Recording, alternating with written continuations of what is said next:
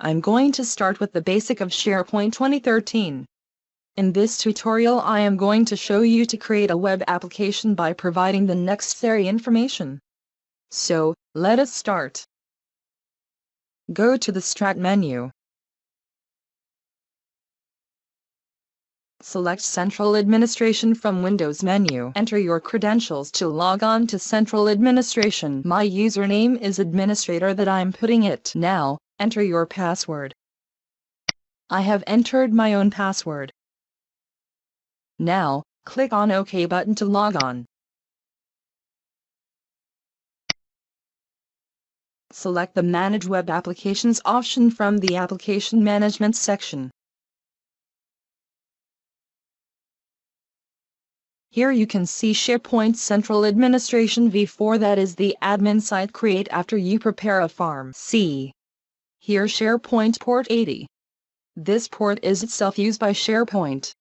One thing more is that when you firstly configure the form you will see two web application is created. One to manage central administration and one web application that is used by SharePoint itself, that will be SharePoint 80. Let us start with creating a new web applications that we further used for the learning demonstration. So, click on the New option from ribbon located in the Web Application tab. To create a new web application you have to give the following information. I'm going to demonstrate the information that is required to create a web application. If you want to create a web application on any existing IIS you can select this option. But, I will recommend to create a new one. To create new IIS website you can select this option. When you create new IIS website then it will give you better performance as one IIS website used by one web application that will reduce the workloads. You can see the name is added by default but you should change according to your understanding. I am replacing the number with 2020. Enter the port number that is used by the SharePoint to access the web application. Port number should be the same number that I have given in IIS website name.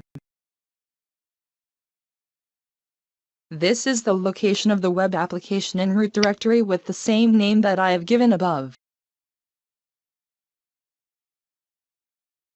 You can select Allow Anonymous to Yes, to allow the entire anonymous user to access the site. You can select SSL to Yes, in the case you don't want any user can access web application from IIS. It gets accessible in the case when signed certificate gets added. From here, you can choose the authentication type. You can enable Windows authentication by two ways. Using NTLM or Kerberos. In NTLM, the server generates a token and sends it to the client. But, Kerberos needs Key Distribution Center to be installed on a domain controller which performs the role of authentication and granting tickets to authenticated users. You can also configure FBA for authentication.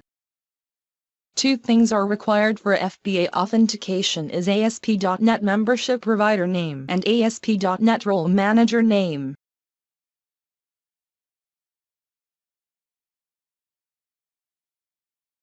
You can also put the custom page URL by selecting Custom Sign-in Page. This is the URL that is used to access the web application by putting it in browser. See here, a new application pool is created by default with the same name as the IIS website that I have created earlier. That is SharePoint 2020. This will be your database server name which is used by SharePoint to store the data and its structure. This the name of database which will store the data of SharePoint 2020 web application.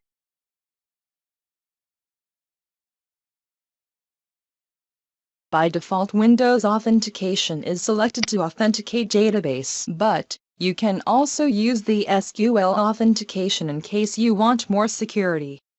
By setting up account and password. Here you can see the list of service application that will get associated with the web application.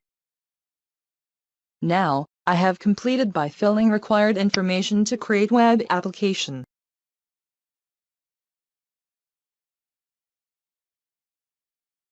A new web application is created with the name SharePoint 2020 and